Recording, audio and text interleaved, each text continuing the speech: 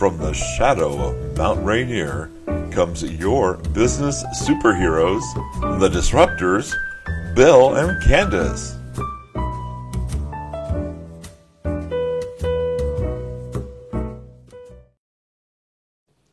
I'm Bill. And I'm Candace. And we're the Disruptors. Welcome to the show. Today, Candace, we're going to go to the farm. The farm? I'm excited. Yes. I love field trips. Do you like field trips? Well, get your boots on, get your straw hat, because we're headed to the Clicker Farm. The Clicker Farm? What on earth is a Clicker Farm? Well, a Clicker Farm is quite an interesting organization, and it is based on clicks. You mean like a mouse, like your computer, click, click, click? Well, it's very similar to that. You know how you go to certain sites and they say, click if you like us? Yes. Okay. What we're going to do is we're going to visit a farm that produces false clicks. Oh, that sounds awful, though. Well, it might sound a little bit. But I guess, first of all, we better tell you exactly what's going on and how this situation came about. Okay. What we do is we take a trip to Bangladesh. Or we could go to the Philippines, too, or India as far as that goes, because click farms have been really established in these different foreign countries. Now, the object of a click farm is, you have to remember that the dollar value of our U.S. dollar versus the dollar value over in foreign countries. There's a big difference, of course. Now, CEOs or organizations that are working on fraudulent advertising will set up click farms in the Philippines where they'll get all these little ladies to sit by these computer monitors. And here's what's kind of exciting. They'll pay them to go to your site and click like, and click like, and click like. In fact, $1 US is worth 1,000 likes. So they're sitting there all day long just clicking. Clicking, like. Wow. Or to follow people on Twitter, which they'll do, and then they'll set up what we call a false advertising click program, and they can actually do clicking all day long. You know, you bringing that up, and I was at a networking meeting here not very long ago, and somebody at the networking meeting was talking about how they had gotten, I think it was 14,000 likes, or maybe it was 1,400. It was something along those lines within a week. Wow. Well, that sounds to me like there had to have been something tied into possibly a click farm. Well, they were pretty immediate. I just kept wondering, wow, how could you get so many clicks in such a short amount of time? So those don't really matter because they're not locally. Well, no, they really aren't. And what is interesting about it is the click farms sell these likes to followers at a much higher price. So let me give you an idea of what a standard click farm would sell. For instance, 250 clicks on Google Shares, that's just click, is worth $12.95. Instagram, 1,000 shares to the followers is worth $12. So you see how they can charge you, when you go to boost your advertisement, anywhere from $250, and actually cost to manufacture false clicks will run anywhere from $9 to $13. Wow, what a difference, huh? That's huge. So, Bill, let me just back up just for a second. So who are the providers? The providers of these clicks are usually SEOs or different organizations that advertise themselves as boosters. Advertising click boosters. Whenever you hear the word booster, you wonder why do they use that type of terminology? Well, it's simple. They want to boost your advertisement. In other words, they want more people to look at your ad so that advertisers or people in the outside world will be interested in buying into your program. In other words, if you have a great, big, wonderful 50 million people following you, then people like Coca-Cola or some of the other big organizations will want to try to sell you ads or tie ads onto your message because of all those people that are going to start drinking Coke. Now you're thinking to yourself, wait a minute, now there's got to be something wrong here. Well, I would definitely think there'd be something wrong because they're not authentic, they're not local.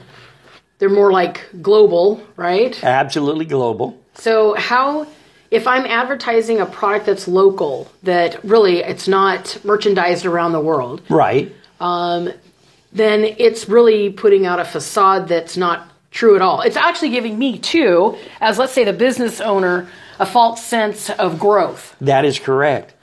And That's awful. there's actually two methods for click farms. The first Okay. method is by hiring competitive fraudulent clickers to really get in there and deflate your advertising budget.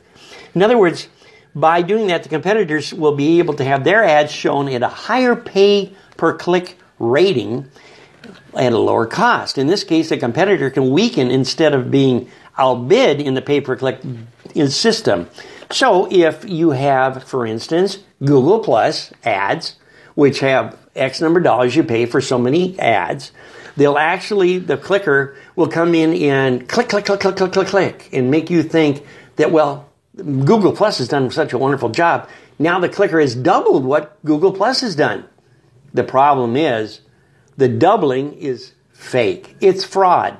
A lot of companies have been really upset about this. Now, I'll give you a good example of one of them. In 2010, Coca-Cola was so upset over the fraudulent situation that they had at the Super Bowl when they had hard times, after learning it was shared, and issued a statement. Now, those clicks were shared to a click farm. So Coca-Cola figured out, wait a minute, half of that stuff isn't real. Oh no. So, in a statement, they did not approve of false fans. Hasbro also alerted their online casino. You remember the Monopoly game that you played at Yes. Okay. Hasbro came out and discovered that once again they had been forced into fake fans. Like they had it on, in fact, one of the local big organizations. I'm not going to name the actual platform because it was big. And Hasbro actually stated that they were appalled to hear what occurred with fake fans and claimed no previous knowledge of what was going on. They were so upset that they had doubled the amount of people that had actually clicked in. The other part was fake. Now, they can do this a couple of different ways also, but the problem is when you do that and build a fake fans, you're actually ruining the opportunity for the sponsors and networks to actually advertise their program. So now what's the difference between a click farm and let's say pay to click or pay per click? Pay to click does this. Pay to click actually puts an ad. If you look at Facebook or some of the others like Google Plus, you'll physically see an ad where they'll ask you to click. Now, when you do click that, they have what's called a metric system. Google has invented quite a sophisticated metric system. And I'm not going to get into the technical aspect because I really don't understand it all the way. What it does is it actually targets the area that you're in and bona fides that click has come from an actual site or originated organically. In other words, from a person. When they do that, then you know that the paid for clicks that you're doing are actually reaching the public. The other system that is used is what we call boosting or boost for clicks. Now, originally, that was the same thing as paid for clicks. You got to remember that every platform has, like Instagram, they have a little heart down there that you click if you like it, and all the other types of indications that just simply say, I like what I just saw that you posted. The problem being is that every industry has 10% of a bunch of clowns that are running around. People that say, well, I can get you 50,000 clicks in 24 hours because I have, quote, the way of doing things. Usually that represents that they are initially taking your money and paying click farms to click your ads, which in turn is fraud. So what safeguards are there? I mean, I actually have a lot to say about this, but what social media policies, or are there safeguards as far as digitally that we can do? What can we do as small business owners? There's a lot of problems. You've heard the word spamming, of course, and that's been going on for a long time, and people get really involved now in spamming because they really understand what spamming is all about. Unfortunately, click frauds are not that well known. Now, first of all, I want to remind everybody that there is no government regulation against click or fraudulent clicks. In other words, these click farms are not breaking any laws, even though they are fraudulent. Okay. So, I'm sorry, I don't mean to cut you off, but Sure. just on that alone, okay, so if I'm a business and I'm looking for someone to help me with my SEO, what things should I look for, or how do I validate that they're not using a click farm on my media? Or It's really very difficult to find out. One of the ways that I would look at is, first of all, ask them for testimonials of other clients that they've had that have used their click or boosting of your ads in placement. Number two, look and find and ask, where are my ads going to be placed? Google will tell you and give you a target area through zip codes, through different target methods of advertising, where you can actually go and see your ad, physically see it. The last but not least, when a clicker, as I call them, sets up a clicking farm, the thing that you got to really watch out for is if they say, quote unquote, well, I'm going to boost your ads, and then they don't tell you anything more than that. Or if they tie a website to an ad that links back to you. In other words, let's say we have a clown picture, and people hit the clown picture. And that clown picture automatically goes to your website, and the next thing they know, the viewer of the clown picture thought, hey, that was really a funny clown. Wow, wow, wow. Bango. Your website comes up. Naturally, through the wonderful the metrics, that's an automatic click that's recorded for you. So it's fraudulent all the way. Make sure that your clicker or your SEO fellow that's boosting your ads is not using any what we call in the car industry bait and switch.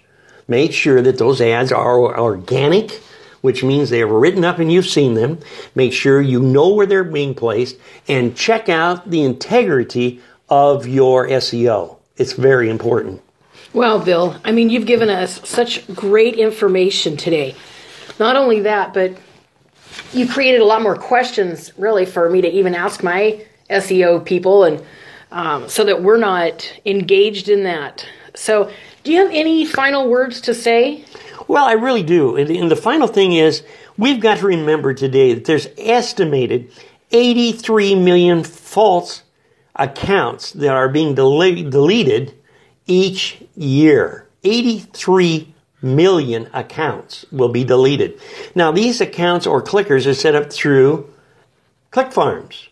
They'll even use false website pages. They'll set up their own website page and seduce you into that to boost your clicks by coming to our website page.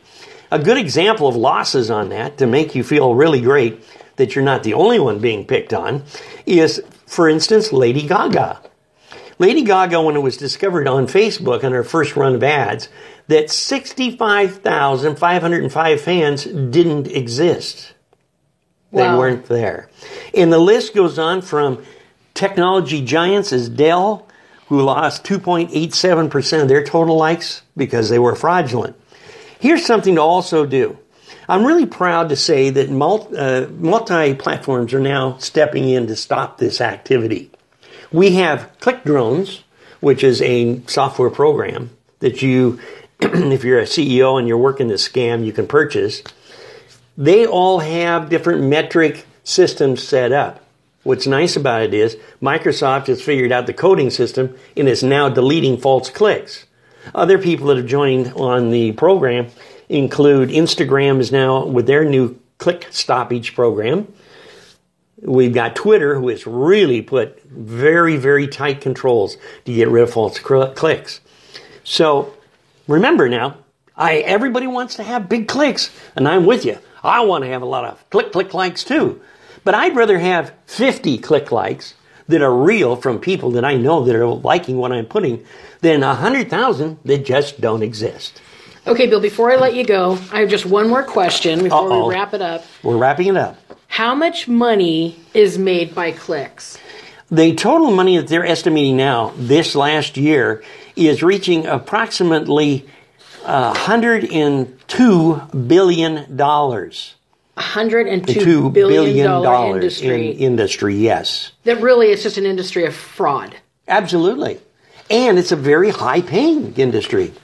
Most of that money ends up, by the way, in offshore banks, so we can't touch them. So I'm sure